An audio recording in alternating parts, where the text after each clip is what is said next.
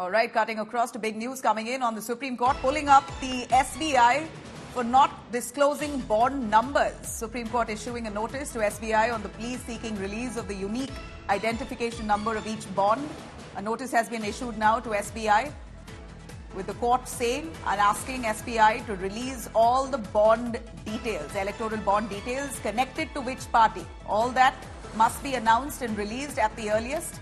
In fact, the SBI hearing itself will begin on Monday again. For now, the Supreme Court says judgment of this court was required to furnish the details of purchaser, date of purchase, name of purchase, denomination and redemption. It is being submitted that SBI has not disclosed that number, exact number, and whether these electoral bonds that have been purchased by companies is related to which party. That too has not been disclosed. Here you have the Supreme Court very clearly directing the SBI to release all details, including the date of purchase, name of purchase, denomination, redemption. All electoral bonds, the amount that has been spent to buying it and to which party it was given to, or which party redeemed that money. Here the Supreme Court saying to the SBI, we asked for all the details to be released. The details that have been released by the SBI so far has not been complete. Therefore, Supreme Court pulling up SBI for not disclosing bond numbers.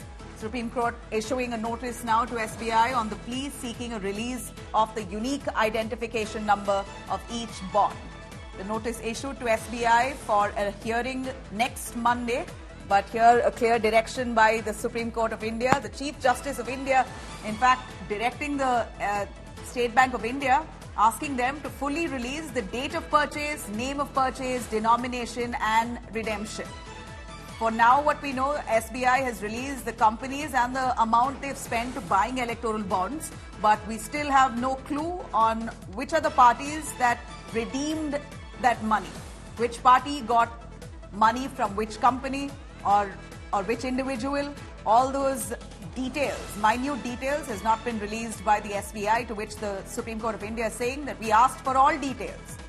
Kanu Sharda joining us live for more on that, who's tracking court. Kanu, give us more on the Supreme Court wrapping the SBI yet again, saying you've given only half-baked details. Where are all the details when it comes to the name of purchase, details of exact purchase, the denomination, redemption, electoral bonds given to which political party? None of that has been released.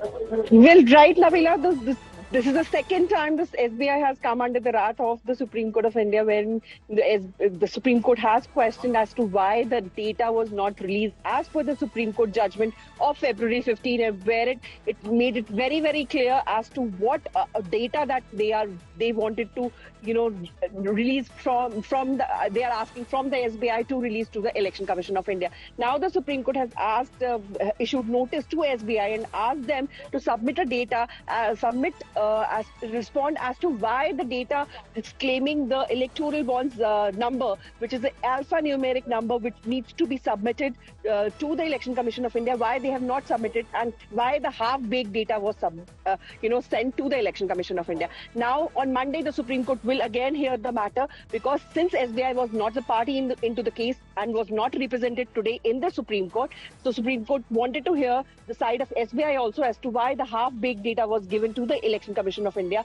which was uploaded last night. So that now the Election Commission of India also needs to file appropriate data from 2018 to 2019, which they had claimed that they don't have the data with themselves because they have submitted the data in the sealed cover to the Supreme Court. But now the Supreme Court has said, has asked the registry officials of the Supreme Court to give all the data available in digitized and scanned format to the Election Commission, and the Election Commission will be now uploading the data from 2018 to 2019 within 2 days. So all eyes will be on the Supreme Court on Monday, because now the SBI will have to come and explain to the Supreme Court as to why they have not released the complete data to the Election Commission of India. Kanu, thanks very much. In fact, India Today's exclusive response from the government. First ever reaction that's coming in from the government on electoral bonds. Finance Minister Nirmala Sitharaman at the India Today conclave that's currently ongoing has dismissed the prevailing narrative on bonds as being founded on assumptions, questioning the perfection